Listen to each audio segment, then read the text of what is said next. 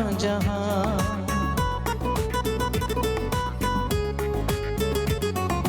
कभी तो तुमको याद आएंगे।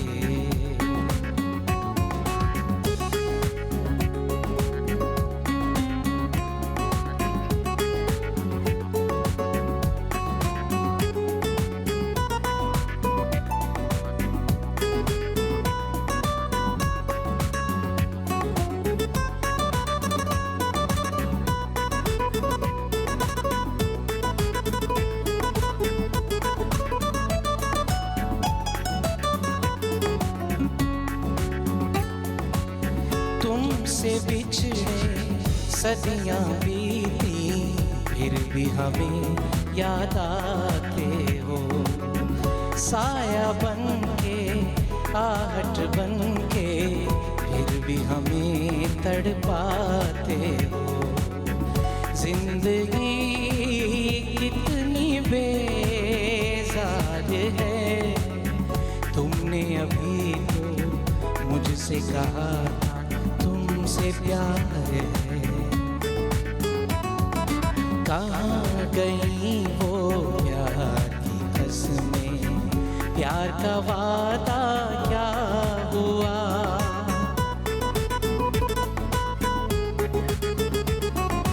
कभी तो तुमको याद आएंगे। क्या बात है भाई, बहुत खूब, बहुत ही खूब। अस्सलाम वालेकुम दोस्तों, मैं फ़हीम अब्बास आप सब देखने वालों को खुश आमदीद कहता हूँ न्यूज़ कैफ़े में, और उम्मीद करता हूँ कि आप सब ठीक हैं और आज के दिन का एक अच्छा सा आगाज़ कर चुके हैं। फुरकान बॉबी ने हमारे आज के इस प्रोग्राम का नहायत ही खूबसूरत आगाज़ किया, एक बहुत ही प्यारे एक नगमे के साथ। एक बहुत ही अच्छा सॉन्ग था ये।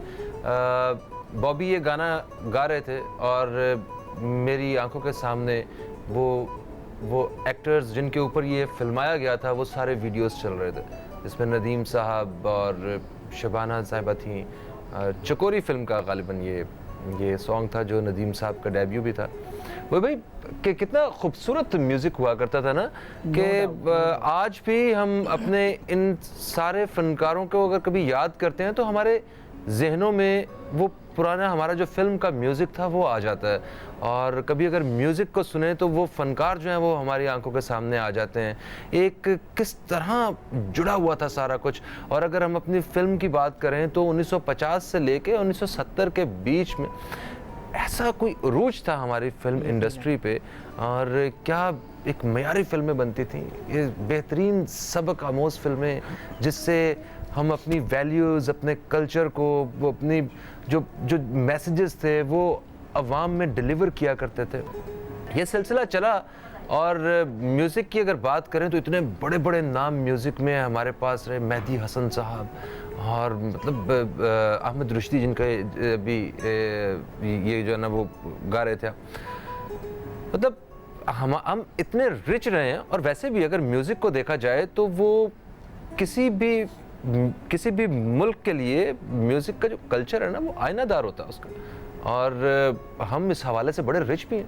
अब देखें कि हमारे यहाँ इस धरती के साथ जो जुड़ी हुई ज़ुबानें, जिसमें पंजाबी है, पश्तो है, सिंधी है, बलोची है, सराइकी है, और न जाने कितनी ज़ुबान जिनमें इतना काम हुआ है म्यूज़िक के हवाले से कि आज भी हम अगर इस मिट्टी के साथ अगर हमारा कुछ ताल्लुक़ है तो उस मिट्टी का म्यूज़िक कहीं से भी अगर हम सुनते हैं तो हम खुद ब खुद झूमना शुरू हो जाते हैं। मैं एक ढोल की थाप की बात कर रहा हूँ। आपका ताल्लुक़ अगर इस धरती से है तो थाप जो है ढोल की वो आपको झूमने पे मजबूर कर देती है। आपका हमारा इस म्यूज़िक के साथ, इस मिट्टी के साथ एक रिश्ता है कि हमारे एक बड़ा पुराना रिश्ता है हमारा। खैर, म्यूज़िक की बात करें तो हमने अपने बचपन में भी एक अच्छा दौर देखा है जब म्यूज़िक चैनल्स पे एक चार्ट आया करता था, म्यूज़िक का चार्ट हर हफ्ते, और उसमें हर हफ्ते एक नया गाना वो टॉप पे होता था। मतलब एक नया म्यूज़िक वीडियो आया और वो एक ही हफ्ते के अंदर जो है वो लोगों ने पसंद भी किया और पहले नंबर पे भी आ गया। तो कितना तेज़ी से काम हो रहा था। आज मतलब वैसे दुख होता है कि हम इतने आगे बढ़ रहे हैं, दुनिया आगे बढ़ रही है और सोशल मीडिया का दौर है, मगर फिर भी कोई सिंगर वो वीडियो बनाने से डरता है और एक कॉन्सर्ट्स नहीं हो रहे हैं, एंटरटेनमेंट की जगह जो है वो बहुत कम है हमारे लिए। तो बहुत सारे मिसाइल का शिकार हैं। फिल्म इंडस्ट्री रिवाइव कर रही है, फिल्म इंडस्ट्री रिवाइव कर रही है, क्या इसके साथ जो फिल्म का म्यूज़िक है वो भी रिवाइव कर रहा है? बहुत सारे सवालिया निशान हैं जिनके हम जवाब ढूंढने की कोशिश करते हैं, जो हम कोशिश करते हैं कि ये सवालिया निशान जो हैं ये ख़त्म कर दिए जाएं और हम वो सुनहरी दौर जो हमने देखा है आर्ट के शोबे में किसी तरह उसको वापस लेके आ सकें। और हमारे लिए कोई इतना मुश्किल नहीं है क्योंकि हम वो सब कुछ करके आए हुए हैं। एक ऐसी जगह जहाँ पे जिन्होंने कभी वो तरक्की का वो दौर ना देखा हो, वो उरूज ना देखा हो, उनके लिए शायद उस मंजिल को हासिल करना मुश्किल हो, मगर हम तो वहाँ से गुजर के आए हैं। हमारे तो सामने हमारी मिसालें, हमारे बुजुर्गों की मिसालें, जो इस इंडस्ट्री के जो बड़े बड़े नाम हैं, उनके शागिर्द जो हैं वो आज तक मौजूद हैं यहाँ पे और उनके साथ जो है वो हम बहुत कुछ फ़ायदा उठा सकते हैं उनका। आज हम ख़ास तौर पे इसी हवाले से बात करने वाले, सुनहरी दौर की सुनहरी यादें, यही आज का हमारा मौजू है और ख़ास तौर पे हम बात करेंगे म्यूज़िक इंडस्ट्री के हवाले से। मैं सबसे पहले तारुफ करवाऊँगा, मेरे साथ मेरी भाई जानिब मेरे बड़े काबिल एहतराम मेहमान मौजूद हैं जो वैसे तो ख़ुद माशाल्लाह इस इंडस्ट्री का एक बड़ा नाम है, मगर हमारे लिए और उनके लिए भी ये बहुत बड़े एजाज़ की बात है कि ये एक बहुत बड़ी शख्सियत के शागिर्दों में से निसार बज़मी साहब के ये माशाल्लाह स्टूडेंट हैं। तनवीर आफरीदी साहब, हम आपको खुश आमदीद कहते हैं। अस्सलाम वालेकुम। वालेकुम अस्सलाम। कैसे हैं तनवीर भाई? बहुत अच्छा। बड़े दिन बाद आपने हमें अपना चेहरा दिखाया। बड़े दिन बाद आपने मुझे बुलाया। बुलाते रहे।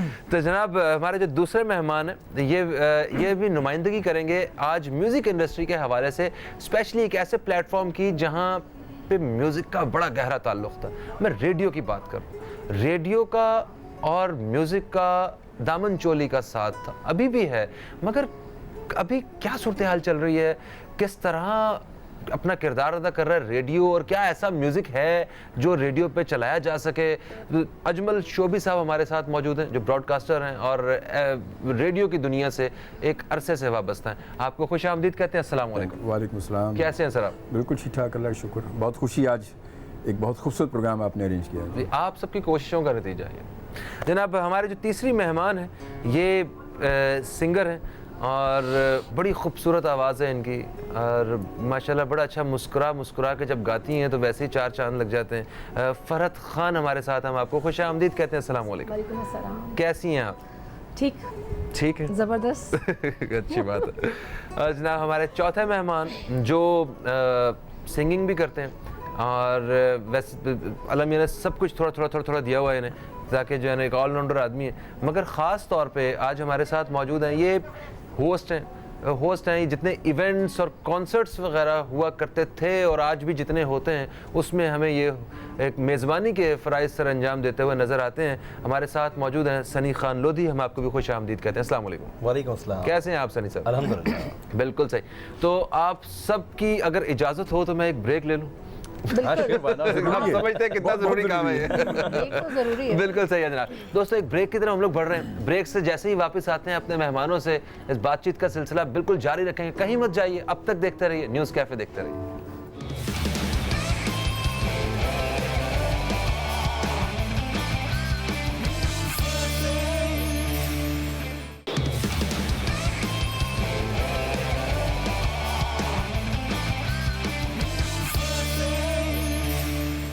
वेलकम बैक दोस्तों, अब देख रहे हैं न्यूज़ कैफ़े। मैं हूं फ़हीम अब्बास और आज मेरे साथ मुअज़्ज़ज़ मेहमान मौजूद हैं जिनसे हम एक बहुत ही अहम मौजू पे बात करने वाले, म्यूज़िक इंडस्ट्री के हवाले से हम बात करेंगे। म्यूज़िक की दुनिया में ये रहने वाले ये दोस्त हमारे, आज इनसे बात करेंगे सुनहरी दौर की सुनहरी यादों के बारे में। म्यूज़िक का हमने बड़ा सुनहरी दौर देखा है तनवीर भाई, आपको क्या लगता है कि मतलब आज भी वो सब इतना बेहतरीन रिकॉर्ड होने के बावजूद हम उसी रास्ते पे हैं, आइंदा बेहतरी की तरफ आ जाएंगे, या आपको लगता है कि अभी भी हम बिल्कुल सही पोजीशन पे काम कर रहे हैं सब? ना तो हम आइंदा बेहतरी की तरफ नज़र आ रहे हैं और ना हम इस वक्त तो बिल्कुल बर्बाद हैं, हम तबाह हाल हैं और अब सिर्फ माजी का ढोल पीट रहे हैं। 10 साल में मुझे आप पिछले 10 साल में आप मुझे 20 हिट पाकिस्तानी गाने बता दें, पिछले 10 साल में बोल रहा हूँ आपसे, 20 सॉन्ग्स मुझे अभी बता दें तो मैं मान जाऊँ। वैसे 20 सॉन्ग्स जो अभी बॉबी ने प्रोग्राम के शुरू में किया, उस गाने की उम्र जो है वो 47 इयर्स है। वाह, 1969 का गाना था वो, चकोरी फिल्म का। पिछले 10 सालों में क्या हमने ऐसा कोई एक गाना दिया है? अच्छा नहीं, गाना आए होंगे मगर ऐसे उस तरह नहीं, उस रफ्तार से नहीं आ रहे अच्छे गाने, अच्छा म्यूजिक के जिसको हम उंगलियों पे याद कर सकें। मतलब एक होता है ना कि जैसे हमने बताया कि गाना कोई सुन रहे थे और सामने तस्वीर कुछ चल रही है, वो दौर जो है ना वो मिस हो चुका है। देखें, उसकी वजह यह है कि एक तो हम लोग जो है ना किसी भी चीज़ का इंतज़ार करते हैं कि हम पूरे तबाह हो जाएं फिर हम उसको ठीक करेंगे। हर चीज़ में हम पहले पूरा माशरा पूरा तबाह करते हैं, उसके बाद हम ऑपरेशन से स्टार्ट करते हैं। बिल्कुल वैसे ही म्यूज़िक में हुआ है कि जब हम देख रहे थे कि इंडस्ट्री डिजिटल हो रही है, ऑडियो इंडस्ट्री जो है वो मर रही है, कैसेट इंडस्ट्री ख़त्म हो रही है, सीडी इंडस्ट्री ख़त्म हो रही है, तो हमने डिजिटल राइट्स और डिजिटल प्लेटफॉर्म को इस्तेमाल नहीं किया, आज तक भी नहीं कर रहे। ठीक है, हमारा कैसेट इंडस्ट्री जो थी वो सबसे बड़ा प्रोड्यूसर था नया म्यूज़िक बनाने का। वो 6000 के करीब नया पाकिस्तानी गाना बनाता था और पाकिस्तान में 1995 तक 1 करोड़ कैसेट महीना फ़रोख्त होती थी। वाह, ये आदादो शुमार हैं। मैंने बहुत डिटेल्ड सर्वे किया था इसके ऊपर एक बहुत बड़ी कैसेट कंपनी के लिए, तो उस वक्त ये हमें फिगर सामने आई थी कि 1 करोड़ कैसेट महीने का पाकिस्तान में बिकता है, जिसमें से मतलब 70% पायरेटेड इंडियन होता था और उसके बाद 30% जो होता था, यानी 30 लाख भी पाकिस्तानी बिकता था, जिसमें हमारा पंजाबी फोक का बहुत बड़ा हिस्सा था, पंजाबी फिल्म का बहुत बड़ा हिस्सा था, और उसके बाद हमारा पॉप का भी 10-15% था, और फिर थोड़ा रिलीजियस था, कवालियाँ थी, ये सब मिला जुला कर कोई 30-35 लाख पाकिस्तानी गाना कैसेट बिकता था पाकिस्तान। मतलब ओवरऑल म्यूजिक इंडस्ट्री में कितना बिजनेस हो रहा था इससे? मैं वही अर्ज कर रहा हूँ कि ये सारी कंपनियाँ 18-18, 20-20 लाख कैसेट महीने का बेचती थी, बहुत बड़ा कारोबार था। तब वो जो है अपना जो पायरेटेड स्टफ है उसको वाइट करने के लिए पाकिस्तानी पर भी थोड़ा बहुत चिल्लड़ लगा देती थी, तो उसमें 5-6 हज़ार पाकिस्तानी नया गाना बनता था और सारे म्यूजिशियन मुतहर्रिक होते थे, स्टूडियोज में दिन रात काम हो रहा होता था, म्यूजिशियंस के पास टाइम नहीं था, स्टूडियो में शिफ्टें नहीं मिलती थी। एक नहीं, कराची में 8-10-10, 12-12 स्टूडियोज़ एक वक्त में बिजी होते थे, वैसे ही लाहौर में बिजी होते थे, और कम से कम 100-150 musician every day every night काम कर रहा होता था। और वो 6000 पाकिस्तानी गाना जब पेनिट्रेट करता था तो उसमें से अगर 1000 गाना भी सक्सेसफुल होता था तो वो हमारी गाड़ियों में बजता था, हमारी महफिलों में बजता था, हमारा सिंगर उससे मज़ीद रोज़गार हासिल करता था। ये उसी दौर के की तो बात है, जितने भी आज हमारे म्यूज़िक के जो सिंगर्स में जो स्टार्स हैं हमारे, जिसमें इंक्लूडिंग यू, ठीक है, अपना इब्रारुल हक, जवाद अहमद, और ये सारा वही दौर है, नजम शराज जो हमने सुना। उसके बाद तो नए सिंगर्स वाला सिलसिला तो ऐसे लगा जैसे कोई फुल स्टॉप आ गया एक, है ना? फहीम, एक और चीज़ भी है कि उस वक्त टीम वर्क होता था ना, जैसे कि इन्होंने कहा कि म्यूजिशियंस, राइटर, म्यूजिक डायरेक्टर सारे मिलके एक गाना तरतीब देते थे, और वो चीज़ ख़त्म हुई। अब एक ही बंदा कीबोर्ड पे गाना पहले वो लिख रहा है, उल्टे सीधे लिरिक्स उसके बना रहा है, फिर उसके बाद उसको कंपोज कर रहा है, फिर खुद गा रहा है, फिर खुद ही सुन रहा है, तो पॉपुलर नहीं हो रही कुछ चीज़। मेरा ख्याल है जहाँ तक बाकी है कि जब टीम वर्क होता है तो सबकी मेहनत काविश उसमें शामिल होती है और वो चीज़ ज़रूर पॉपुलर होती है। तो ये आपको लगता है कि ये डिजिटल होने की वजह से एक ही बंदे के हाथ में सारा कुछ चला गया क्या? बिल्कुल, एक ही बंदा, मतलब एक बंदा इतनी सारी चीज़ें कर नहीं सकता। अब हमें अगर वायलिन की ज़रूरत है तो हमें वायलिन का म्यूजिशियन ही आके बजा के देगा, या तबले की जो एक थाप है वो तबले वाला ही आके देगा। हम अगर कहेंगे तुम वायलिन बजा रहे हो, वायलिन साइड पर रखकर तबला बजा दो, तो नहीं हो सकता। बिल्कुल, मैं इस हवाले से बात करता हूँ, बात हम करते हैं। मैं अजमल शोबी साहब से कुछ पूछना चाह रहा हूँ। अजमल साहब, म्यूज़िक के डिजिटल वो होने वाला जो एक फेज था वो आपने देखा, आप रेडियो पे थे, तो आप क्या समझते हैं कि इसके डिजिटल होने से रेडियो जो म्यूज़िक इंडस्ट्री के लिए काम कर रहा था, जो एक्चुअली सिर्फ आवाज़ की दुनिया से वाबस्ता है ना रेडियो, तो वो म्यूज़िक के साथ तो जुड़ा ही हुआ, तो कोई फ़र्क आया, कोई फ़र्क महसूस किया आपने? फ़र्क तो बहुत ज़्यादा महसूस किया, क्योंकि मैं जिस रेडियो से वाबस्ता हूँ, मैं FM 100 से, ये 95 में लॉन्च हुआ था, और वो दौर था कैसेट्स का, और कैसेट्स का इतना भरपूर दौर था वो कि मैं कुछ बता नहीं सकता। आज जब मैं कभी जिक्र करता हूँ तो मैं कहता हूँ कि मैं उस दौर को बड़ा यूनिक समझता हूँ कि वही दौर था, अब ये दौर ही नहीं है कंप्यूटराइज जो है। तो म्यूज़िक उस वक्त बहुत म्यूज़िक था हमारे पास, और बहुत ज़्यादा म्यूज़िक था, और वो म्यूज़िक ऐसा था कि लोग उसको एंजॉय भी करते थे, लोग सुनते भी थे। और उसके अलावा मतलब न्यू एल्बम, न्यू सिंगर, हमारे जितने सिंगर्स जो आज हम जिनको मतलब सुनने को तरसते हैं हम, ये तमाम सिंगर्स के रोज़ाना कोई ना कोई नया एल्बम आ रहा है, रोज़ाना कोई नया एल्बम आ रहा है जिसको लॉन्च हो रहा है, जो हमारे पास आ रहा है, हम उसको आगे प्रमोट कर रहे हैं, आगे चला रहे हैं, सब कुछ कर रहे हैं। वो दौर था। मगर जैसे डिजिटल हुआ, असल बात जब तनवीर ने बात की कि हमने असल में वही हम इंतज़ार करते रहे कि जब बिल्कुल तबाह हो जाएंगे, हाँ, तब हम तबाह हो ये जाएंगे, काम फिर हम करेंगे। सोचेंगे। तो इसी सोचने के चक्कर में हम तबाही हो गए और वो मुर्दा दफन भी हो गया, सही। अच्छा, उसको निकाल नहीं सके। सही कह रहे हैं। अजमल साहब, एक चीज़ और बताइए मुझे कि ये जो म्यूज़िक हमारा जो इतना मतलब जो गोल्डन जो हमारा म्यूज़िक है, क्या वो सारा डिजिटल हो चुका है, पड़ा हुआ है? नहीं, डिजिटल तो नहीं है असल में, वो हुआ तो कुछ भी नहीं है, वो डिजिटलाइज तो किया ही नहीं किसी ने उसको। अब हम अगर हमारे पास हमारी लाइब्रेरी बनी हुई है तो वो तो हमने अपने तौर पे जहाँ तक हमें मिल सका हमने उसको ट्रांसफ़र किया, तो हम उसको आगे लेकर चल रहे हैं। वो अब हमारे यहाँ क्या है, वही बात है कि तमाम रेडियोज़ जो इस वक्त FM रेडियो चल रहे हैं, थोड़ा सा ये भी मसला हमारे यहाँ कि हमारी जो इस वक्त की जनरेशन जो रेडियो पर बैठी है, वो पता नहीं वो क्योंकि उन्होंने जब आँख खोली उन्होंने वो एरा तो देखा ही नहीं।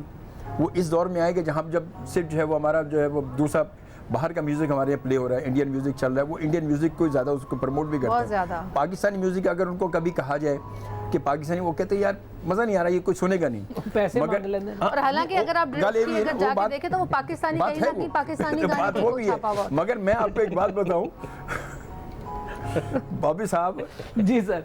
सर क्या अच्छी खासी बात हो रही थी कसम से। यार, नहीं देखिए, मैंने एक हकीकत बयान की है। यार ये घर का मालिक है तो हाँ, जी जी जी। सारा टेम्पो जो थोड़ा सी पैसे कौन देगा। अच्छा, आप मुझे ये जो हमारा जो सुनहरी दौर है म्यूज़िक का, जिसके बारे में हम बात कर रहे हैं, रेडियो पे क्या आज भी वो कोई ख़ास लिसनर्स हैं जो म्यूज़िक सुनते हैं, वो उस एज ग्रुप के लोग बहुत, हैं? मैं कहता हूँ इसके लिए मैं आपको ये बताऊँ कि मैं अपने FM 100 से वाबस्ता हूँ मैं, क्योंकि मैं ज़ाती तौर पर पाकिस्तानी म्यूज़िक को लाइक करता हूँ। सही है। और ये मेरे जितने लिसनर हैं या जितने दोस्त अहबाब फील्ड के सब जानते हैं मुझे कि मैं ज़ाती तौर पर मैं सालों से अपने प्रोग्राम में ख़ास तौर पर मैं सिर्फ पाकिस्तानी म्यूज़िक प्ले करता हूँ। मैं उसमें पॉप म्यूज़िक भी है, प्राइवेट म्यूज़िक जो हमारे सिंगर्स का गाया हुआ है, वो भी बड़ी पुरानी यादें में ताज़ा करता हूँ। कभी तनवीर का म्यूज़िक गाना चला रहा हूँ, कभी सलीम जावेद का, कभी आमिर सलीम का, कभी जवाद का, कभी अली हैदर का। तो ये सारी चीज़ें प्ले हो रही होती हैं, सब चल रहा होता है वो, और लोग इसको एंजॉय करते हैं आज भी। और फिर उसके साथ साथ जो इंडस्ट्री का जो 70s का, 50s का, 80s का मैं जो म्यूज़िक चलाता हूँ, लोग पहले शुरू में जब मैं प्ले करता था, जब मैंने ये सारा सिस्टम शुरू किया, लोग कहते थे शोबी साहब क्या लेके आप बैठे हैं, हमें तो मज़ा ही नहीं आता, ये तो बिल्कुल बोर, हमें तो म्यूज़िक समझ में नहीं आ रहा। मगर धीरे धीरे बात पता होता क्या फ़हीम, कि जब होता ये कि जब हम कारवां को लेकर चलेंगे ना, ये तो जब हम चलना शुरू करेंगे तो लोग अपने उसमें शामिल होना शुरू हो जाते हैं। बिल्कुल सही कह रहे हैं। अच्छा सनी खान लोधी साहब, आपसे मैं एक बड़े अहम मौजू पे बात करूंगा। कॉन्सर्ट्स, म्यूज़िक इंडस्ट्री से जुड़े जितने भी लोग हैं, वो सिंगर्स हों या वो म्यूजिशियंस हों या कोई भी, खा वो लिरिसिस्ट हों, उनका जो सही जो अर्निंग है वो उसका दारोमदार कॉन्सर्ट पे। कॉन्सर्ट जब तक होते रहेंगे, बिजनेस होता रहेगा, सबको जो है ना वो इसी तरह बिजनेस मिलता रहेगा। आप मुझे ये बताइए कि कॉन्सर्ट्स के रेशो में कितनी कमी आई है इस वक्त, जो है कॉन्सर्ट्स आज के दौर में कितने हो रहे हैं, और पहले आप क्या डिफरेंस देखते हैं? एक्चुअली फ़हीम भाई, इन माय काउंसिल होता ये है कि कॉन्सर्ट्स में खासी कमी है आज के दौर में। कितने परसेंट? कोई 100 में से 10% रह गए क्या? If I am not wrong, हाँ बिल्कुल आप सही कह रहे हैं। अच्छा, 100 में से 10% तकरीबन। यही 10% रह गए। And what is the reason of behind that? The reason is this कि एक तो हालात हमारे यहाँ के बेटर नहीं रहते। अच्छा, सेकंड थिंग इज़ दिस कि हम कॉन्सर्ट्स के हवाले से हमारे जो पहले लोग इस चीज़ में शमूलियत हासिल करते थे एज़ पर ऑडियंस, तो टिकट लेकर के देखना बड़ा अच्छा लगता था। कोई भी हमारे यहाँ कॉन्सर्ट्स ऐसा होता था तो ऑडियंस, हमारा क्राउड जो है वो बड़ा अच्छा जमा हो जाता था। अब जिस तरह हमारे मुल्क के हालात रहे हैं, जैसे बम ब्लास्टिंग हो गई और मामलात बेहतर नहीं रहे, तो लाइफ सिक्योरिंग का सबसे ज़्यादा बड़ा इशू क्रिएट हुआ। अच्छा, नहीं बहुत सारी ऐसी प्लेसेस हैं जहाँ पे कॉन्सर्ट्स हो सकते हैं आज भी, और इन हालात में भी आवाम को एंटरटेनमेंट तो चाहिए ही definitely चाहिए। चाहिए। तफरीह का मौका तो मैं मुहैया करने, मैं फरज साहिबा कान में मेरे प्रोड्यूसर जो है ना वो बहुत जोर जोर से एक लफ्ज़ कह रहा है, और वो आपको पता है क्या होता है, ब्रेक। चलो जी, ब्रेक की तरफ बढ़ रहे हैं हम लोग। ब्रेक से वापस आते हैं तो ज़रा ये कॉन्सर्ट्स वाले के बारे में बात करते हैं, और तनवीर साहब से ज़रा ये जब से मार्केट सारी डिजिटल हुई है, म्यूज़िक डिजिटल हुआ है, उसकी वजह से क्या क्या हमें फ़वाइद हासिल हुए हैं, इसके मुस्बत पहलू भी तो होंगे, उनके बारे में बात करते हैं, और कहाँ कहाँ हमें इस चीज़ को मतलब बच के चलना था, ज़रा उधर भी देखते हैं। कहीं मत जाइए, अब तक देखते रहिए न्यूज़ कैफ़े, देखते रहिए।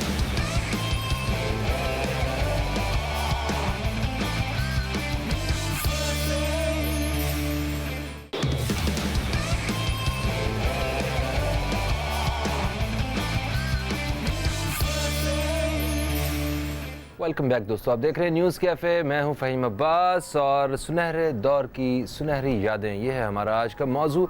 इसी हवाले से आज हमारे साथ मेहमान मौजूद हैं जिनका ताल्लुक़ म्यूज़िक इंडस्ट्री से, और हम म्यूज़िक इंडस्ट्री के मुख्तलिफ़ पहलुओं के बारे में हम बात कर रहे हैं। वक्फे से पहले हम सनी खान साहब से बात कर रहे थे।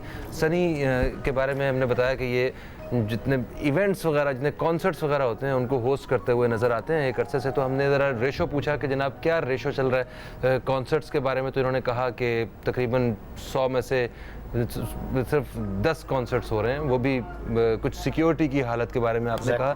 तो आपको नहीं लगता कि कुछ ऐसी जगह मौजूद हैं जहाँ पे मतलब बड़े महफूज तरीके से इसी तरह के कॉन्सर्ट्स दोबारा से हो सकते हैं, और आवाम में आज भी वही जज्बा मौजूद है, वो नौजवान तबका आज भी एक गेट के बाहर लंबी कतार के साथ इंतज़ार करके अंदर जाने के लिए बेताब है? आपको नहीं लगता कि सब कुछ बदल गया है? हाँ बिल्कुल ऐसा है, और बदल भी गया है, लेकिन फ़हीम भाई बात यह है कि हमारे यहाँ जो एनवायरनमेंट आजकल चल रहा है कॉन्सर्ट का, जैसा मैंने बताया कि 10% का रेशियो रह गया है।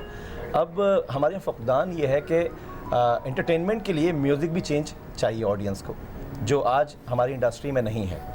आज हमारे सिंगर्स में वो चीज़ नहीं है, एज बिकॉज के हम फॉलोवर्स हैं। नहीं भाई, ऐसी बात नहीं है, सिंगर्स में वो चीज़ है, क्यों नहीं? ना ना ना ना है, I mean to say that मेरा मकसद अच्छा, क्या है? कैसा म्यूज़िक चाहिए आपको लगता है? देखें, हम अगर माजी में झांक के देखते हैं अपनी इंडस्ट्री के गानों को, तो आज भी हमें सुन के हमें एक सुकून सा फील होता है, ठीक है, और वो गाने एवरग्रीन सॉन्ग्स हैं। तो राइट नाउ जो म्यूज़िक है, अब हमारे यहाँ के जो फॉलोवर्स हैं, अगर यो हनी सिंह को फॉलो करेंगे तो मैं नहीं समझता कि बच्चों की हद तक तो ठीक है कि उनको बड़ा अच्छा लग रहा है, लेकिन वो हमारी रूह के अंदर सरायत नहीं कर रहा। अच्छा, जो कॉन्सर्ट है वो तो वैसे भी मतलब एक नौजवान तबके के लिए ही होता है, वहाँ ज़्यादा सबसे बड़ा जो क्राउड है वहाँ पे वही होता है। और मैंने अपने दौर में जुनून के बड़े बेहतरीन किस्म के ज़बरदस्त एक कॉन्सर्ट्स देखे हुए, नूरी के कॉन्सर्ट्स देखे हुए, आतिफ के देखे हुए, जहाँ लोगों को झूमते हुए देखा हुआ मैंने लंबी लंबी कतारों के साथ। तो क्या हमारा म्यूज़िक इस सारे दौर से बिल्कुल मुख्तलिफ हो चुका है? म्यूज़िक चेंज हो गया है, सिंगर्स हमारे बहुत अच्छे हैं, म्यूज़िक चेंज हो गया है। अगर हम बेसिकली, मुझे ऐसा फील होता है कि हमारी जो तरबियत में कमी है ना, हमने फॉलो नहीं करा अपने बड़ों को। हम अगर हम माजी में झांकते हैं तो हमें क्यों वो म्यूज़िक अच्छा लग रहा होता है। देखिए, लिरिक्स तो हैं, हमारे सिंगर्स तो बहुत अच्छे हैं, लेकिन वो म्यूज़िक नहीं मिल रहा। अब म्यूज़िक अगर हम यो हनी सिंह टाइप का अगर फॉलो करेंगे तो वो लैकिंग में नहीं है, वो just like a DJ entertainment में तो ज़रूर है, लेकिन वो लैकिंग में नहीं है। मगर पब्लिक तो पसंद अगर वो कर रही है उस तरह का म्यूजिक, तो हम अगर उन्हें नहीं देंगे तो वो फिर पड़ोसी मुल्क का म्यूजिक सुनेंगे। लेकिन हमें इतना नहीं करना चाहिए। आई मीन सज्जाद अली को क्यों लाइक किया जाता है? ऐसे बेशुमार शफ़क़त अमानत। सनी, बात ये है कि उस वक्त भी पड़ोसी मुल्क के गाने यहाँ बहुत पसंद किए जाते थे, वहाँ के फनकारों को यहाँ बहुत लाइक किया जाता था। मगर जैसे कि हमने पहले कहा कि टीम वर्क होता था, काम करने का एक तरीकाकार होता है। हमारे यहाँ को ऐसे पॉपुलर सॉन्ग, हनी सिंह की बात करते हैं तो वो पॉपुलर काम दे रहे हैं तो लोग गा रहे हैं ना। यहाँ पे वही जैसे इन्होंने कहा कि 20 गाने निकाल के दिखा दें कोई ऐसे कि जो पॉपुलर हो, तो लोग पॉपुलर चीज सुनना चाहते हैं। ठीक है, कमीज तेरी काली कितने साल लोगों ने गाया। वो जॉनरा अलग हो सकता है, वो आप जिनकी बात कर रहे हैं, मगर जॉनरा वो अलग जरूर होगा, मगर उस पर भी बड़ी मेहनत और बड़ी बड़ी प्रोडक्शंस हैं वो। सर, आप बड़े बड़े देखें, बड़े लोगों की बात कर रहे हैं, ठीक है, पुराने लोगों की तो निसार बज़मी साहब का नाम आपके साथ जुड़ा हुआ है। आप क्या समझते हैं ये जो बात कर रहे हैं कि हमारे म्यूजिक को बदलने की जरूरत है? म्यूजिक तो दौर हर वक्त के साथ बदलता ही रहा है और वो आइंदा भी बदलेगा, तो क्या आप क्या कहते हैं इस बारे में? देखिए, इस पर ज़रा सी मैं तफसील से बात करना चाहता हूँ। प्लीज़। पहले जो था ना, लोगों के ज़ौक़ की नशोनुमा करने वाले जो लोग होते हैं ना, वो प्रोड्यूसर से भी ऊपर एक होता है आदमी, वाह, जैसे वाह, ज़ैड बुखारी होते थे, सही। असलम अज़हर जैसे लोग होते थे, और फिल्म इंडस्ट्री के अंदर शौकत हुसैन रिजवी और इस टाइप के लोग जो खुद इंटेलेक्चुअल थे बेसिकली। अच्छा, वो एक टीम बनाते थे, एक बेहतरीन डायरेक्टर हायर करते थे, वो डायरेक्टर अपने अंडर एक बेहतरीन राइटर हायर करता था, उस राइटर के साथ एक म्यूज़िक डायरेक्टर लिया जाता था और एक शायर जो है, फिर वो शायर और मौसीकार और राइटर और डायरेक्टर बैठ के सिचुएशंस पे डिस्कशन करते थे। यानी मुझे याद है कि बज़मी साहब मुझे बताते थे कि लाखों में एक की सिचुएशन डिस्कस हो रही थी। दरिया के इस पार हिंदू, इधर मुसलमान, दो लड़का लड़की, लड़की हिंदू लड़का मुसलमान, दोनों की मोहब्बत है मगर वो एक नहीं हो सकते। इस सिचुएशन पे मज़हब बीच में आ गया, तो अब उस सिचुएशन पर एक गाना बनाना है तो हो नहीं रहा वो गाना। तो मसरूर अनवर साहब सिचुएशन पे काम कर रहे थे, तो मसरूर साहब तंग आ गए, तो कहने लगे यार अजीब सिचुएशन है बज़मी साहब, ऐसे हालात हैं कि हालात बदल नहीं सकते। बज़मी साहब कहने लगे अरे यही तो मुखड़ा है, हालात बदल नहीं सकते, इन राहों में जीवन भर हम साथ चल नहीं सकते। वाह। तो इस सिचुएशंस इस तरह से निकलती थी। तो वो उन्होंने भीम पलासी में उसको छेड़ा, वो हालात बदल नहीं सकते, हालात बदल नहीं सकते, इन राहों में जीवन भर हम साथ चल नहीं सकते। तो इस तरह की सिचुएशंस इस तरह निकलती थी। और फिर वो आप देखिए कि वो फिल्म है लाखों में एक, सारे गाने सुपरहिट, चलो अच्छा हुआ तुम भूल गए, ठीक है, हालात बदल नहीं सकते, वाह हैं जी। तो एक से एक खूबसूरत गाना, दिल दिया दर्द लिया आंख में आंसू आए। तो आपका मतलब है कि टीम वर्क जो है वो खत्म हो चुका है? अब देखिए, अब इस वक्त जो टीमें हैं वो हर बंदा या तो अपना फाइनेंस लेकर आता है खुद हीरो बनने, और उसकी जाने बला, उसने हीरो बनना है, सारी तवज्जो अपनी इमेज पे रखनी है और अपनी जो लॉबी है उसमें से एक। तो बात यह है कि फिल्म बनाने वाला प्रोफेशनल प्रोड्यूसर जब तक नहीं होगा, एक प्रोफेशनल टीम वो नहीं बनाएगा अपने अंडर में। अच्छा, कमाल बात यह है कि फिल्म भी टीआरपी ओरिएंटेड फिल्म है कि जी मल्टी स्टार में इतने % यूथ आती है, इतने % भूत आते हैं, इतने % चुड़ैलें आती हैं, उनके हिसाब से जो है हमें एक फिल्म बनानी है।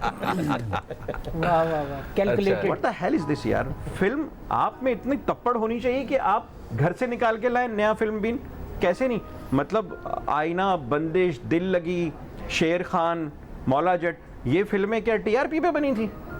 घरों से एलीट क्लास, लेबर क्लास सब। और मैंने भी राइटअप लिखा था अखबार जहाँ में, एक छत के नीचे एक सिनेमा होता था, उसका एक ही ऐसी प्लांट चलता था, ठीक है, उसमें 5 रुपए वाली टिकट भी होती थी, उसमें 7 रुपए वाली टिकट भी होती थी, 11 रुपए वाली टिकट भी होती थी, गैलरी भी होती थी, ऊपर कैंटीन अच्छा होता था, नीचे पकोड़े खाते थे लोग। तो मतलब हर तबका फिल्म देख सकता था। सर पार्किंक सिनेमाज होते हैं जी, वो एक मैंने सिर्फ सुना है, मैं देख ठेके होते थे parking, driving cinemas. Driving cinema. Ajmal साहब आप बताइए, ये म्यूजिक के हवाले से बात कर रहे हैं कि टीम वर्क और वो सारा कुछ वो नजर आया करता था, आप भी म्यूजिक के बड़े एक सर बिल्कुल। मैं अभी तनवीर जो बात कर रहे थे कि टीम की बात, और ये कि हमारे आप ये देखें कि इस वक्त जो फिल्में बन रही ना, वो मतलब उन तमाम लोगों का, फिल्म वाले वो लोग ही नहीं हैं। क्यों? फिल्म की एक टीम अलग होती है, फिल्म का माइंड ही अलग होता है।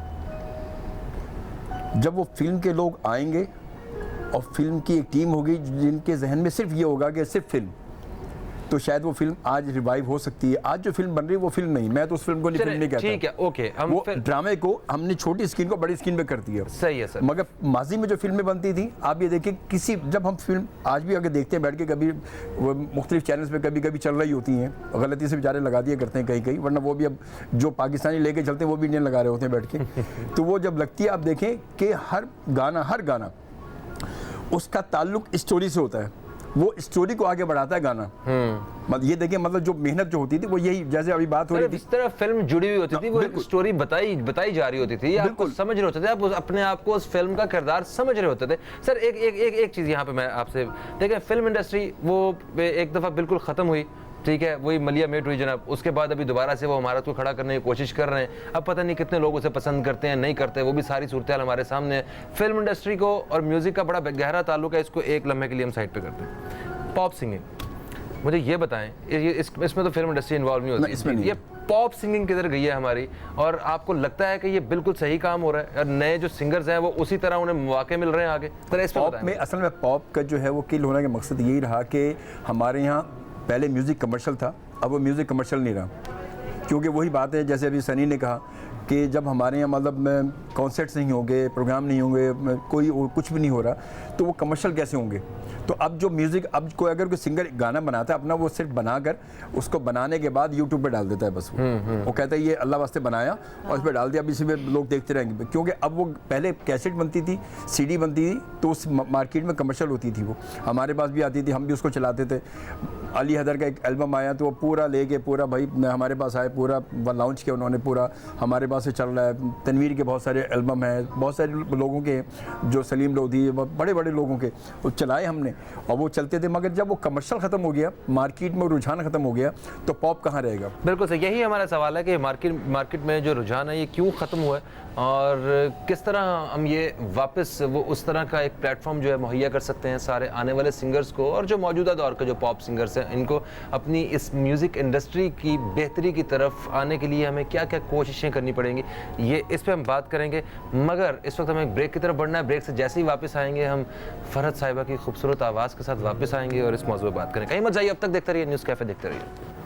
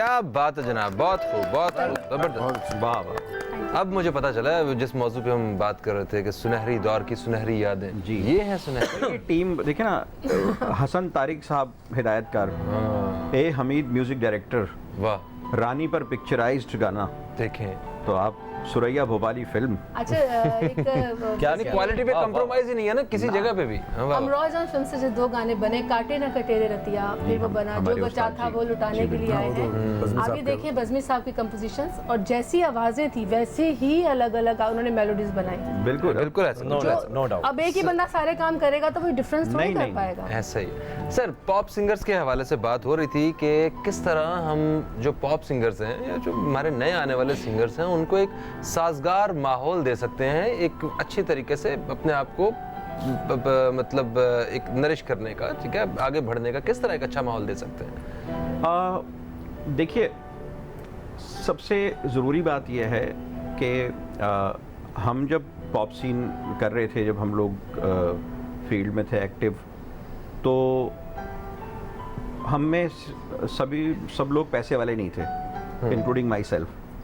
हमने स्ट्रगल की, हम पर इन्वेस्टमेंट की है इंडस्ट्री ने, ठीक है, मेरा अपना पैसा नहीं था, बिल्कुल ठीक है, मुझ पर लेक्सन ग्रुप ने पैसा लगाया, ठीक है, ठीक फिर है। कुछ कैसेट इंडस्ट्री ने पैसा लगाया, मुझ पर इसी तरह से एक्चुअली टैलेंट पर। जी टैलेंट पर जी, हुई, सही। मैं वही बात कर रहा हूँ। फिर उसके बाद रहीम शाह पर भी इसी तरह इन्वेस्टमेंट हुई, जवाद अहमद पर भी हुई, इनके तो साथ में रहा, मतलब इस पूरे प्रोसेस के अंदर, ठीक है। ठीक है। तो ये 3 आर्टिस्ट तो ऐसे हैं। फिर उसके बाद अबरार भी दोबारा जब बिल्लो दे घर के बाद जब आया, तो उस पर भी एक ग्रुप ने हाथ रखा, सरमायाकारी हुई, कॉन्सर्ट्स प्लान हुए। मेरे 200 सोलो कॉन्सर्ट्स गुड्डी एल्बम के बाद जो थे वो मेरे स्पॉन्सर ने करवाए, जिसमें से ये बॉबी भी Yes, एक yes. दरियाफ्त है उसी कॉन्सर्ट की। वाह वाह, आप इसको इलेक्ट्रॉनिक मीडिया में लाए, लेकिन मैंने इनको 2003 में शेखुपुरा के अवाम इनको मेरे पास लेकर आए थे। पब्लिक बहुत सारी लेकर आई वाह, शेखुपुरा वाह, की कि जी हमारे शहर का लोकल टैलेंट है, आप तनवीर भाई इनको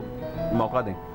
तो मैंने इनको सुना, तो मैंने कहा अरे तो बड़ा ज़बरदस्त है। मगर सर टैलेंट जो होता है ना वो बहते पानी की तरह होता है, अपना रास्ता बना ही लेता है। देखिए, अपना बेशक। रास्ता बना के वो टैलेंट जब मैंने उसको फ़हीम के प्रोग्राम में देखा तो मैंने कहा यार मुझे खुशी हुई बहुत कि एक राइट प्लेटफॉर्म बॉबी जैसे अच्छे आर्टिस्ट को मिला, और माशाल्लाह माशाल्लाह, ही इज डूइंग गुड। रौनक है हमारे शो की। बॉबी- तो पॉप सिंगर्स के हवाले से हम बात करें। बात वो कह रहे थे, बात इधर उधर निकल गई, तुसी पाम एडिट ये बॉबी भाई जो है ना, ये आपको क्या बताएं यार। अच्छा सर, बात यह है कि मैं कह ये रहा था कि बगैर सरमायाकारी के और बगैर स्पॉन्सर्स के और अनबाइस्ड स्पॉन्सर हों, और उसके बाद दूसरे या तीसरे नंबर पर इलेक्ट्रॉनिक मीडिया ने जो बिल्कुल हाथ उठा दिया है नया गाना बनाने से। देखिए, हमारा सरकारी टेलीविज़न जो है वो बेचारा कुछ ना कुछ करता रहा, उसने कोशिश की कि कुछ गाना बने। फिर टीआरपी माफिया ने उनको भी कह दिया कि जी ये नहीं हो सकता, म्यूज़िक पे रेटिंग नहीं आ रही। मगर सर नीम सरकारी एक चैनल था, उसने बड़ा ही काम किया। सर अभी भी कर रहा है, आपके ग्रुप का एक चैनल म्यूज़िक प्रमोट कर रहा है, जैसे भी जिन भी हालात में कर रहा है। आपके ग्रुप का एक चैनल बहुत अब खिदमत तक है ग्रुप उसकी। का, जी, मेरा अब तक जाती कोई ग्रुप नहीं है। मैं वही कह रहा हूँ कि आप इस वक्त तो यहाँ बैठे ना, आप ये प्लेटफॉर्म जी है, हाँ, डेफिनेट तो वो ਤੁਹਾਡਾ ਤੇ ਉਹ पॉजिटिव है। यार। शुक्र है मुस्लिम बेटा, लीग नहीं कहता कीबोर्ड छੱਡ जी। के तू थिएटर ज्वाइन करना है जी। अच्छा जी। और तारिक टेडी का थिएटर खास तौर पे। अच्छा। तो वो जी उसके लिए चैनल्स को चाहिए कि वो सेगमेंट दें म्यूज़िक को, कम से कम एक 50 मिनट अल्लाह रसूल के नाम पे दे दें कि जी वो कम से कम कोई खैरात ही दे दें हमें म्यूज़िक इंडस्ट्री वालों को। मैंने बहुत तरले डाले, बहुत सारे चैनल्स के पास में गया, एक साल फॉलोअप मैंने किया, लेकिन किसी को पाकिस्तानी म्यूज़िक से हमदर्दी नहीं है। मैं बिसाइड इसके, मैं ये आज भी पेशकश करता हूँ कि उसमें मुझे अपनी सोलो प्रमोशन का कोई वो नहीं है। मैं पूरे ट्रेड के लिए चाहता हूँ कि पाकिस्तानी गाना एटलीस्ट 300-400 पाकिस्तानी गाना हर साल प्रोड्यूस हो और पेनिट्रेट करे। बिल्कुल सही। कॉलर हमारे साथ हैं, इन्हें शामिल करेंगे। अस्सलाम वालेकुम जी, कौन है हमारे साथ? सलाम, मैं रुखसाना जैदी बोल रही हूँ। कैसे हैं आप? बिल्कुल ठीक ठाक। रुखसाना साहिबा, आप कैसी हैं? ठीक हैं? अल्हम्दुलिल्लाह, अल्लाह का शुक्र है, बिल्कुल ठीक है। और माशाल्लाह ऐसा ज़बरदस्त चीज आप लोगों ने ऐसा जबरदस्त टॉपिक लिया है। बिल्कुल ऐसा है, हमने एक सुनहरी दौर की बातें कर रहे हैं, मौसीकी से आपका भी लगाव होगा, तो आप उस सुनहरी दौर को किस तरह देखती हैं? क्या यादें हैं आपकी उस इंडस्ट्री के साथ, म्यूजिक इंडस्ट्री के साथ? असल में मेरी तो इतनी यादें इसलिए नहीं है कि मैं सिर्फ वो पुराने गाने सुन के, क्योंकि मुझे बहुत पसंद है पुराने गाने, और बाज दफा जैसे कोई मूवी भी पुरानी आ रही होती है ना, उसे देखने में बहुत मजा आता है, और उसपे स्पेशली जो गाने होते थे पुराने जमाने के, जो पहले पिक्चर्स में, उसमें ये होता था कि वो सिचुएशन के हवाले से बिल्कुल वैसे ही सिचुएशन देख के गाने बनाए जाते थे, इसलिए वो बहुत ही मतलब इस तरह कहने के वो दिल को छूने वाले होते थे, और उनकी लिरिक्स बहुत ही अच्छी होती थी, बिल्कुल ऐसा अलग भी बहुत अच्छी होती थी, हर चीज ही बेहतरीन होती थी। अब ये होता है कि सिर्फ शोर शराबा हो रहा है, और उसको ज्यादा से ज्यादा जब सुनता है कोई भी, किसी भी गाने को अगर आप ज्यादा से ज्यादा सुनेंगे, खुद ब खुद आपके मुंह पे भी आना शुरू हो जाएगा, और आप वो खुद ब खुद गुनगुनाना शुरू हो जाएंगे, हालांकि उसके वर्ड्स इतने बुरे बुरे होते हैं, और फिर स्पेशली जो बात के अच्छे भी होते हैं, जब उनको देखा जाए तो उसकी पिक्चराइजेशन इतनी खराब हुई भी होती है कि वो फिर वो अगर कोई गा रहा होता है तो उसको देख के अजीब होता है कि ये क्या क्या कर रहा है, ये क्या गा रहा है। तो बिल्कुल सही, बिल्कुल सही कह रही हैं आप। बहुत शुक्रिया जनाब, ये उन्होंने सही कहा कि अगर एक चीज़ को बार बार सुनाया जाए, आपके सामने दिखाया जाए, तो आप उसे वैसे ही गुनगुनाना शुरू हो जाते हैं। मुझे याद आ गया कि ऐसे ही एक दो दिन टाइम ज़रा ज़्यादा था, घर पे टीवी देखता रहा, तो मुझे महसूस हुआ एक दिन मैं तो कुकिंग ऑयल का जो गाना है वो गा रहा हूँ, मैं तो ये क्या हो गया इतना सुन के बुरा हाल हो जाता बंदे। तो जनाब एक ब्रेक की तरफ बढ़ रहे हैं, ब्रेक से वापस आते हैं, अपने मेहमानों से बातचीत का सिलसिला जारी रखते हैं, कहीं मत जाइए, अब तक देखते रहिए न्यूज़ कैफे, देखते रहिए।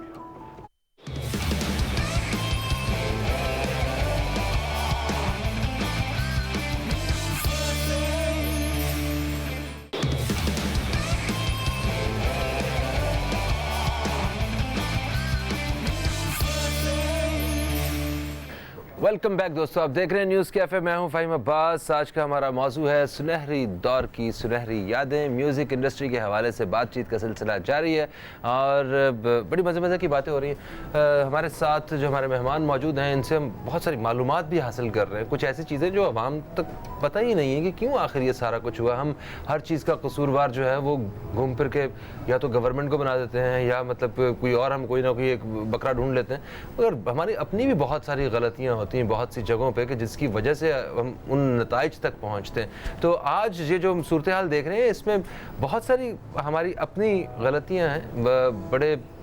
कुछ बड़े बड़े लोग जिन्हें बाकी लोगों के लिए आसानियां पैदा करनी थी, उन लोगों ने बड़े सेल्फिश होकर सिर्फ अपने लिए भी काम किया है। उन्होंने, कुछ लोगों ने एक टैलेंट के, एक वो दरिया थे वो, और वो समंदर की तरह थे, उन लोगों ने अपने उस टैलेंट से एक बाल्टी किसी को नहीं निकालने दी, ऐसे भी लोग बहुत से गुजरे। तो खैर जनाब, सनी साहब, हम बात कर रहे थे कॉन्सर्ट्स के हवाले से।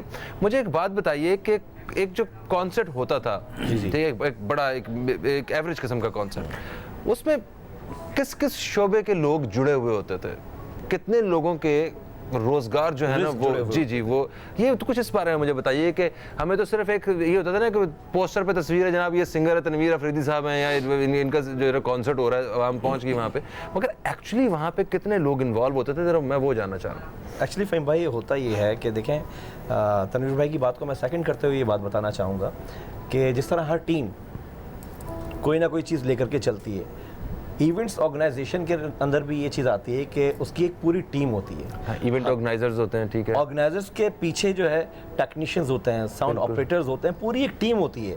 सिर्फ हमें जो पोस्टर्स पे दिख रहे होते हैं वो आर्टिस्ट दिख रहे होते हैं कि नहीं है, दे गाइज आर डूइंग परफॉर्म। कोई 250-300 बंदा तो होता होगा ना उसे पूरा मैनेज करने के लिए। बिल्कुल बिल्कुल ऐसा है ना, बिल्कुल 250-300 बंदों के का मतलब है कि 250-300 घर होंगे वो, बेशक बिल्कुल है ना, 250-300 घरों में उनका एक रोजगार लगा हुआ था, और उसके साथ कोई अगर 5,000 लोग या कोई 10,000 लोग अगर देखने आए हुए हैं, तो इसका मतलब 5-10 हज़ार शहरियों को तफरीह मुहैया की जा रही। बिल्कुल ऐसा है। उनके जो एक स्ट्रेस, जो उनके स्ट्रेस लेवल है उनका, वो कम हो रहा है, वो अपने एक एनर्जी के साथ वो काम कर रहे हैं। अब एंटरटेनमेंट चाहिए होती है ना सबको, कितनी ज़रूरी है।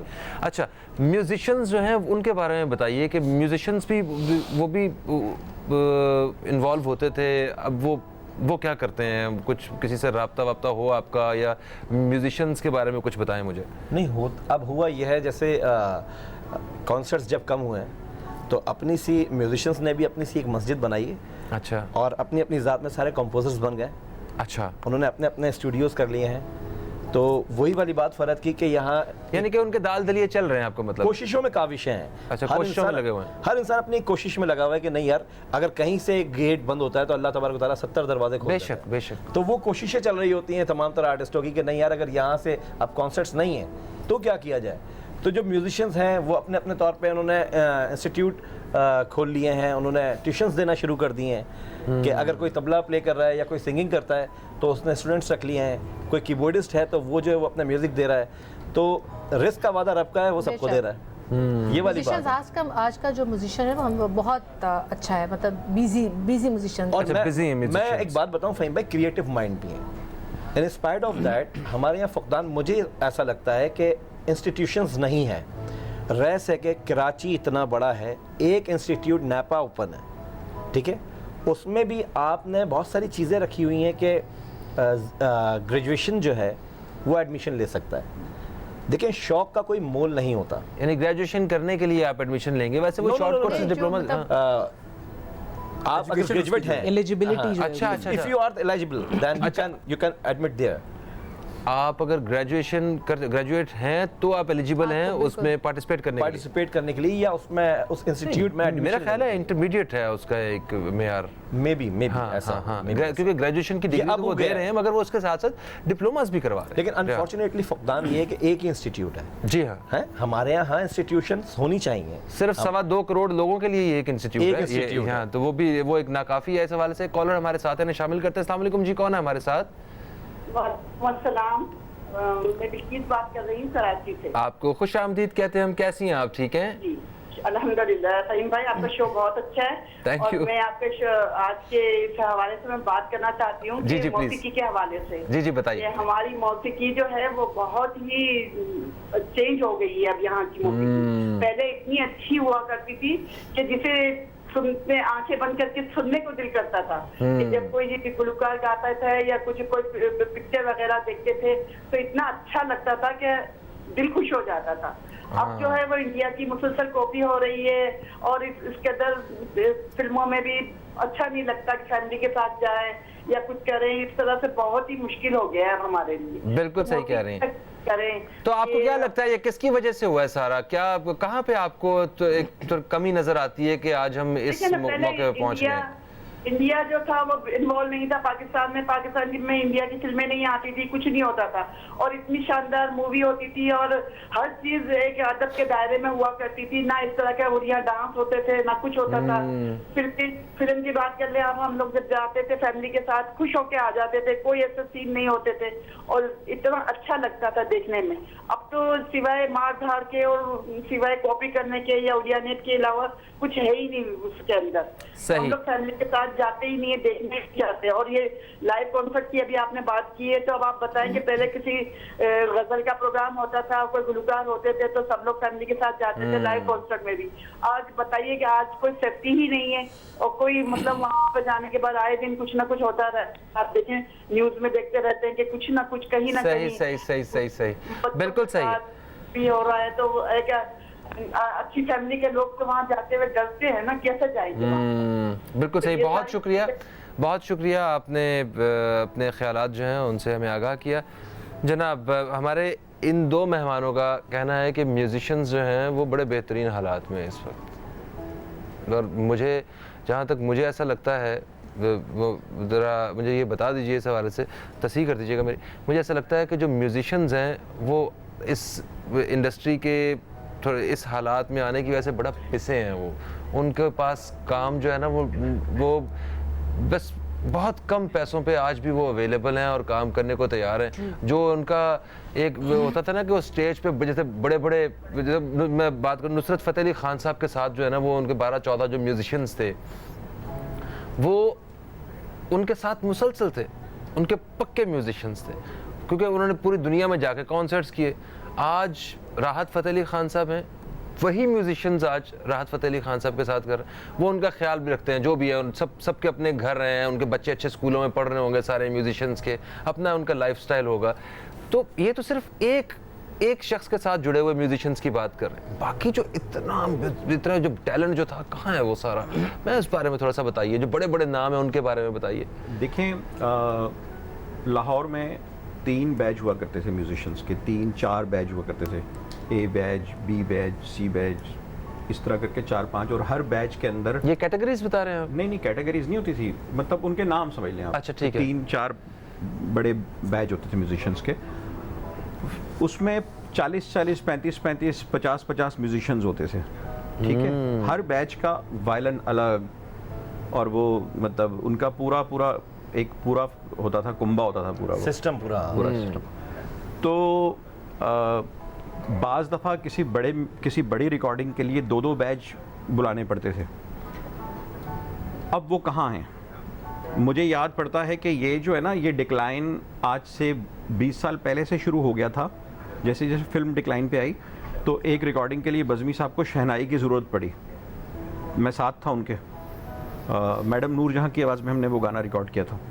तो शहनाई की ज़रूरत पड़ी तो शहनाई वाला कहा कि जी शहनाई मतरूक है, अब शहनाई वाला कोई नहीं है। हाँ, बज़मी साहब लड़ पड़े, उन्होंने कहा शहनाई मुझे चाहिए वरना ये गाना नहीं होगा। उन्होंने कहा जाओ रंगी खान को बुला कर लाओ। रंगी खान एक शहनाई नवाज थे बड़े मशहूर।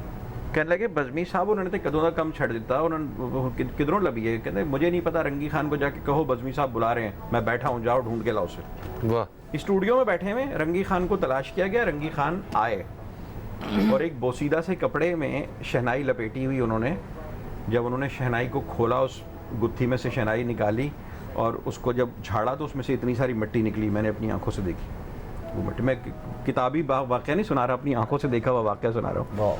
तो जब वो उसके बाद उन्होंने वो शहनाई का पीस उसको याद करवाया, उसने सुना, बड़ा कमाल म्यूजिशियन था। उसने जब वो शहनाई बजाई तो शहनाई की ट्यूनिंग पता नहीं कब से बंद थी शहनाई, तो उसकी ट्यूनिंग प्रॉपर नहीं थी, थोड़ी सी मिस मैच थी ट्यूनिंग, ज़रा ऐसे यूँ समझ लें कि एक शुरती का फ़र्क हो। तो अब बज़मी साहब ने, उनके जो असिस्टेंट थे अल्ताफ़ थे वायलिनिस्ट, बाला ढोलक वाले, बड़े मशहूर लोग हैं, ये बहुत बड़ा ख़ानदान है म्यूज़िक। तो अल्ताफ़ भाई ने बज़मी साहब को देखा तो कहने लगे बज़मी साहब थोड़ा यह है मसला। बज़मी साहब ने पता क्या कहा? कहने लगे इसको 2 ट्रैक में रिकॉर्ड करो। उसको 2 ट्रैक में रिकॉर्ड किया तो उसका वो बेसुरापन कंपनसेट हो गया। वाह वाह क्या बात। तो फिर पता है क्या, उन्होंने मुझे बिठाया और 4 लोगों को, नरगिस जो हैं इनके डैडी इदरीस भट्टी रिकॉर्डिस्ट थे, तो कहने लगे कि हल्की सी बेसुरी मैं अफोर्ड कर लूँगा लेकिन मसनूई में अफोर्ड नहीं करूँगा। क्या बात, वाह वाह। वो फील जो सांस की है वो इलेक्ट्रॉनिक की कैसे हो सकती है? नहीं हो सकती। तो वो शहनाई उन्होंने बजवाई, वो हमें बहुत अच्छी लगी, वो गाना रिकॉर्ड हुआ बाद में। तो इस तरह के लोग होते थे म्यूजिशियंस बेचारे। अब शहनाई मतरूक हो गई तो उस दौर में नहीं थी तो अब कहाँ से होगी? थोड़ी बहुत सिंधी रीजनल म्यूज़िक में थोड़ी सी जिंदा है, लेकिन म्यूजिशियन बिल्कुल फारिग हो चुके हैं। जो प्रोफेशनल म्यूजिशियन थे, आज मैं आपको बताना चाहता हूँ, ये शायद आपके इल्म में ना हो, कि कराची के अंदर आप 10 वायलिन नहीं इकट्ठे कर सकते। ट्रू, 10 वायलिन, बिल्कुल सही बात। मैं आज से 10-15 साल पहले करता था, बड़ी मुश्किल से 10 वायलिन होते थे, उसमें से एक साहब होते थे, उनके लिए वायलिन अरेंज करनी पड़ती थी, तब 10 पूरे होते थे। तो 10 वायलिन कराची में अरेंज होना बहुत मुश्किल है, ठीक है। तो अगर आपको 30 वायलिन चाहिए तो क्या करेंगे आप? 30 वायलिन तो शायद इस वक्त लाहौर में भी अवेलेबल नहीं है, जहाँ पर 60-70 वायलिन मिल जाया करते थे लाहौर में। अब 30 वायलिन लाहौर में अवेलेबल नहीं है। हमारे एक दोस्त है निजात अली, उन्होंने एक ऑर्केस्ट्रा बनाया हुआ है बैरूनी फंडिंग से, कोई उन्होंने वो बड़ा काम कर रहे हैं इस बारे में, म्यूजिशियंस को ज़िंदा रखने के लिए, और बड़े म्यूजिशियंस प्रोड्यूस कर रहे हैं वो।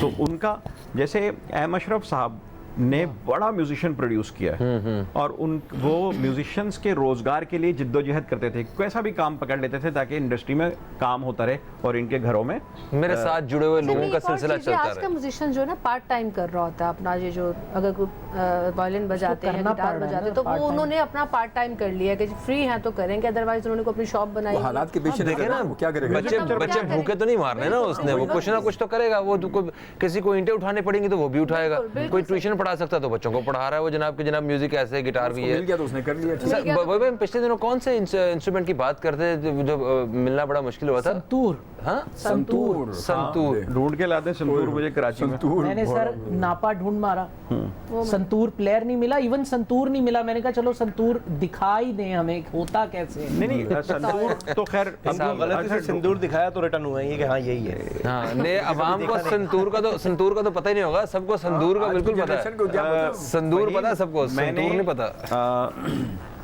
संतूर भी देखा है, वाइब्रोफोन भी देखा है। संतूर, वाइब्रोफोन ये सब मिलकर एक ऑडियन और फ्लूट का एक टोन बनता था मिलाकर। एक हमारे अज्जो भाई थे वो बजाते थे वाइब्रोफोन। जब तक वो नहीं आते थे पीटीवी की रिकॉर्डिंग नहीं होती थी। वो उनका एक बड़ा खूबसूरत साइकिल है कि वो आपको पता अज्जो भाई रेडियो पे होते हैं, मेरे साथ उन्होंने बहुत काम किया है। बिल्कुल बिल्कुल। हाँ। अच्छा ये बांसुरी नवाज जो है वो उनके बारे में भी जरा बात करते हैं आगे। वो एक हमें पीटीवी पे एक दो चेहरे जो है ना वो हमेशा से नजर आते रहे, उसके बाद तो कोई मैंने नहीं देखा कोई ये चाह रहा हो कि मेरा बेटा जो है ना बड़ा होकर ये म्यूजिशियन बनेगा, ये बांसुरी बजाना सीखेगा या संतूर बजाना सीखेगा या कोई मतलब कोई उसमें, क्योंकि हमने इन म्यूजिशियंस को वो ओहदा ही नहीं दिया। और आप यकीन माने कभी कोई इंस्ट्रूमेंट बजाने की कोशिश करिएगा, उसको सीखने की कोशिश करिएगा, आपको फिर कदर होगी कि ये जो लोग प्ले कर रहे हैं ये कितना बड़ा फ़न है और अल्लाह ताला ने इन्हें कितने बड़े फ़न से नवाजा है। सलाहियत है उनकी और हमें इस सलाहियत को अप्रिशिएट करना चाहिए, सराहना चाहिए। और हम सब ने मिल के और ख़ास तौर पे जो इस इंडस्ट्री से जुड़े हुए लोग हैं उन सब ने मिल के इस पूरे तबके को कहाँ से कहाँ पहुँचा दिया। आई एम रियली सॉरी, ये मगर ये हकीकत है। एक ब्रेक की तरफ बढ़ रहे हैं, ब्रेक से वापस आते हैं तो बातचीत का सिलसिला जारी रखते हैं। कहीं मत जाइए, अब तक देखते रहिए न्यूज़ कैफ़े, देखते रहिए।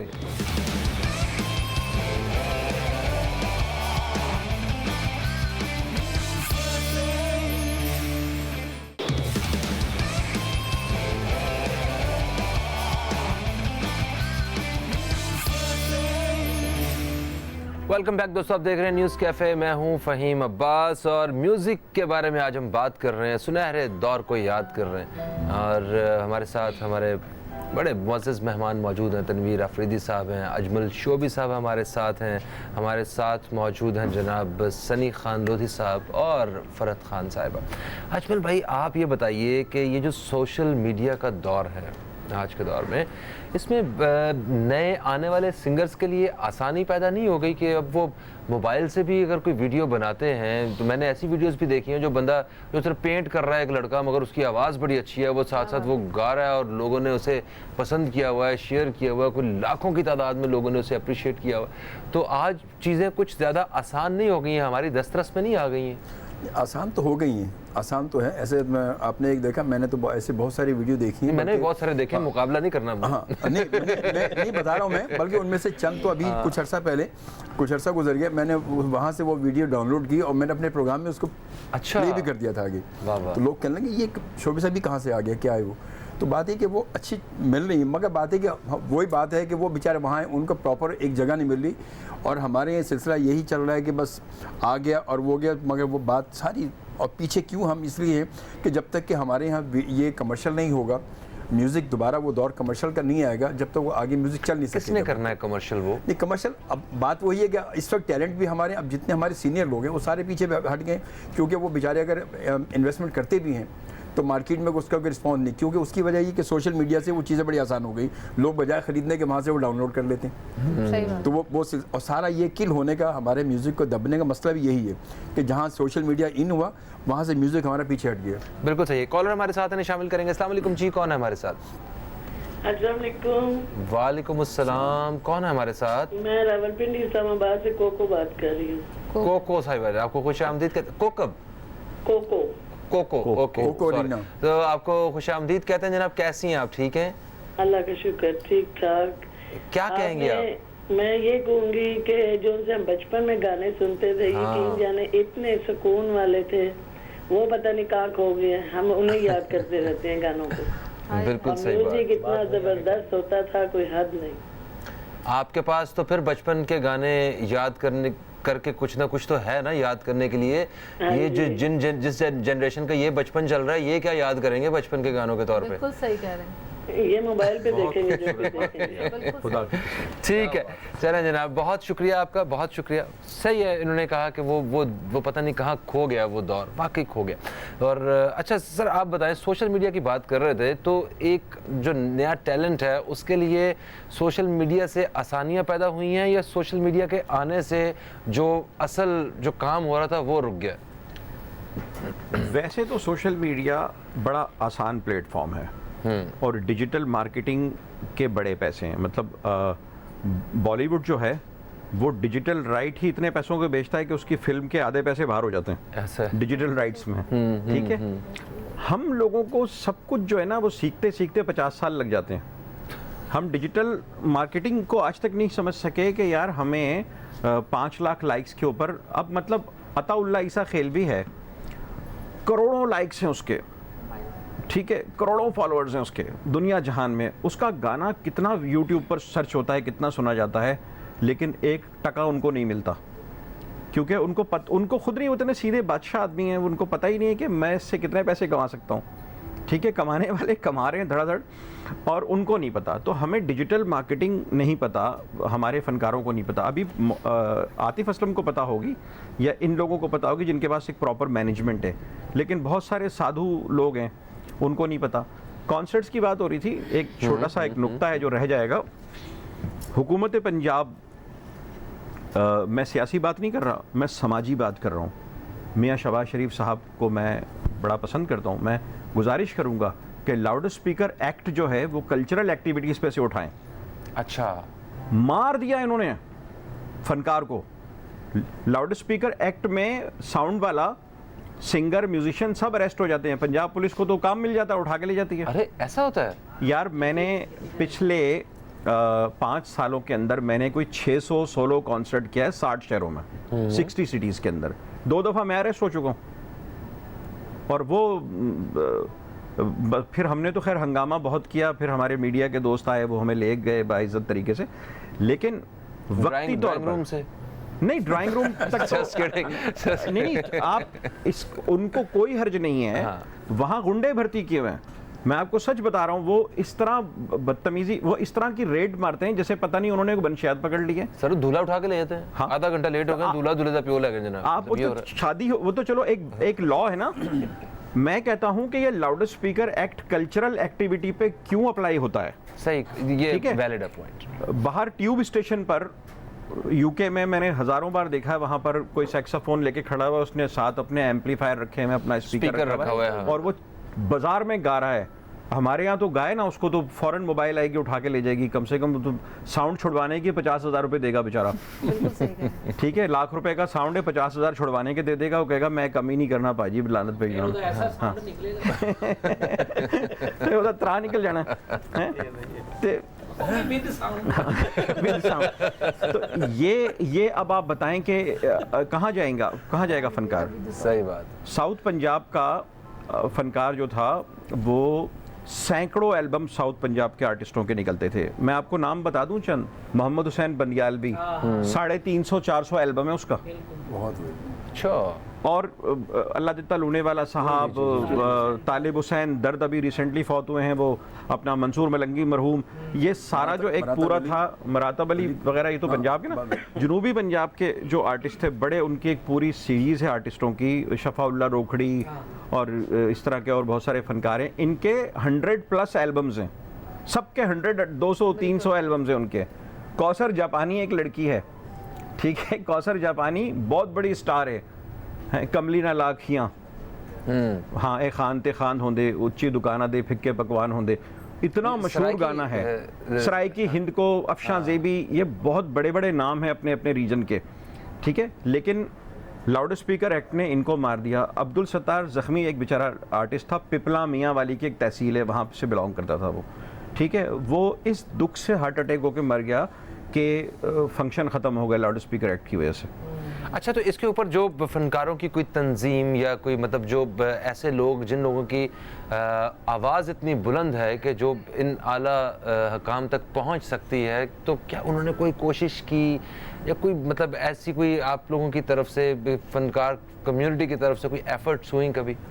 फिर बात ये कि हम तो दरख्वास्त कर ही रहे हैं और हमारी दुआ है कि कोई जिन लोगों के इख्तियार में ये सारा कुछ है वो हमारी आवाज़ सुन रहे हों और वो उन तक ये आवाज़ पहुंच जाए, उन्हें पता चले कि ये इससे जो है वो कोई नुकसान नहीं है, ये उस कैटेगरी में नहीं आता है जिस कैटेगरी में आपने इसको डाला हुआ है।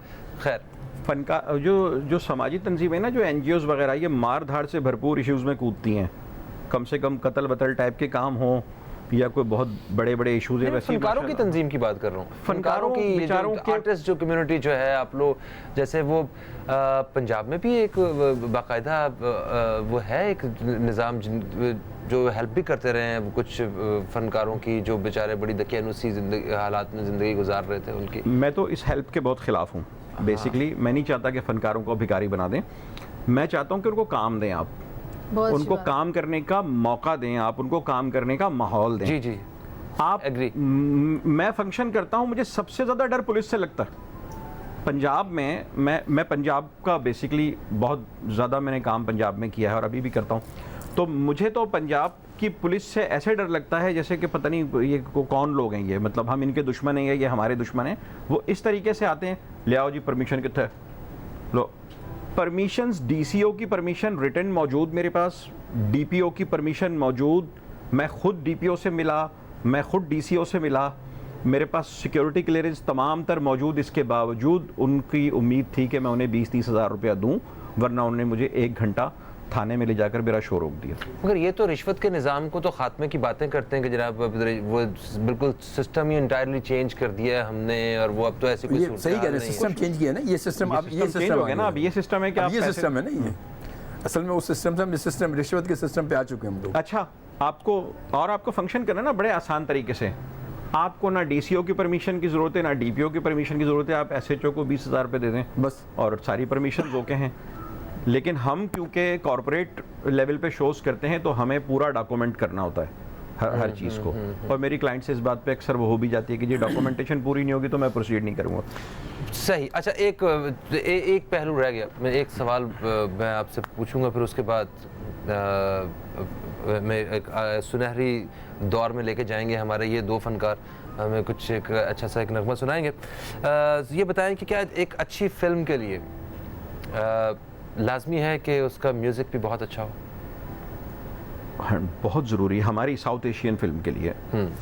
तो हमारा तो म्यूज़िक के बगैर फिल्म नहीं होती ना। और फिल्मों की जो नाकामी है, अभी मैं आपके सामने फैक्ट एंड फिगर रख देता हूँ।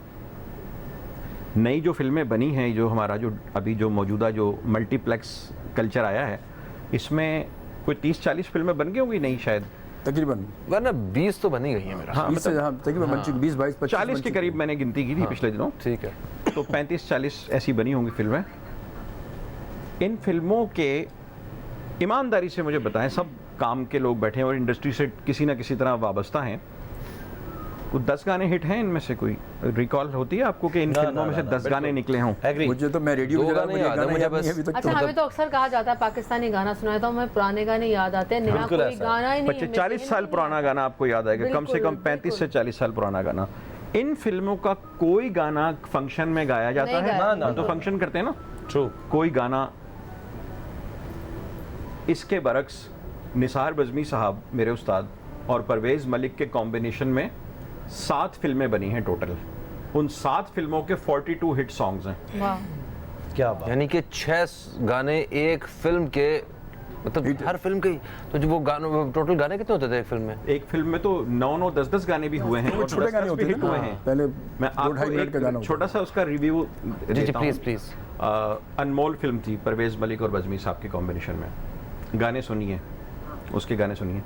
दिल से दुनिया के हर एक गम को मिटा देता है, प्यार इंसान को इंसान बना देता है। रूना लैला का गाना। हो मिला कैसा अनाड़ी सजना, प्यार जाने न जो ऐसे नादान को, कैसे दर्द बताऊं अपना, मिला कैसा अनाड़ी बन। वाह, है ना? क्या बात है, क्या बात है जनाब, बहुत खूब। आप मेरी दुआ है कि ये जितने भी मुतासरीन मौसीकी हैं वो उनके जल्द से जल्द जो है वो सारे मामला जो हैं वो सॉल्व हों। और डेफिनेटली इस सब के लिए किसी बाहर से किसी ने नहीं आना है, हम सब ने खुद ही निकलना है और कम से कम एक कदम आगे बढ़ाना है और अपने साथ जो है ना वो जितने सारे बाजुओं को अपने साथ जो है ना वो लेके चलना है, तब भी सारा कुछ होगा। थैंक यू सो मच, आप तशरीफ़ लाए और बड़ी खूबसूरत गुफ्तगू रही। अजमल साहब आपका भी बहुत शुक्रिया। और अजमल साहब को मैं सबसे ज़्यादा मैं अप्रिशिएट सिर्फ इस बात पे करता हूँ, सबसे ज़्यादा अप्रिशिएट कि ये अपने रेडियो शो में सिर्फ और सिर्फ पाकिस्तानी म्यूज़िक चलाते हैं और मुझे बड़ी खुशी है इस बात की। सर क्या एक जुमला मैं कहना चाहता हूँ कि ये जितने भी हमारे कल्चर मिनिस्ट्रियाँ हैं और जितने भी अरबाब इख्तियार हैं, खुद हमारे लोग बहुत म्यूज़िक को पसंद करते हैं। आर्मी चीफ भी सुन लें, वो भी मदद करें हमारी, और सब लोग मदद करें। एक जुमला है कि संगीत तो रहेगा, अगर अपना नहीं रहा तो फिर दुश्मन मुल्क का रहेगा। तो अपने संगीत को पेनिट्रेट करने दें। बड़ी बात। इसके बाद मुझे कुछ कहने की ज़रूरत नहीं है। हमारे प्रोग्राम का वक्त अपने अख्ताम की तरफ है। फ़रहत और सनी खान, आप दोनों से दरख्वास्त है कुछ एक मिला जुला एक थोड़ा सा मतंजन सा पेश कीजिए। आप दोस्तों से इजाज़त लेने का वक्त है। मैं अपने मेहमानों का दिल की गहराई से शुक्रिया अदा करता हूँ कि आप सब लोग तशरीफ़ लाए। बड़ी एक बेहतरीन गुफ्तगू रही। फ़रहत साहिबा, आपकी आवाज़ के साथ हम इजाज़त चाहेंगे। दोस्तों, फ़हीम अब्बास, फ़ुरकान बॉबी और न्यूज़ कैफ़े टीम को दें इजाज़त। इंशाअल्लाह आप सब दोस्तों से फिर मुलाकात होगी। खुदा हाफिज़। पाकिस्तान जिंदाबाद। बहुत खूबसूरत गीत है महनाज जी का गाया हुआ, मैं जिस दिन भुला दूँ तेरा प्यार दिल से।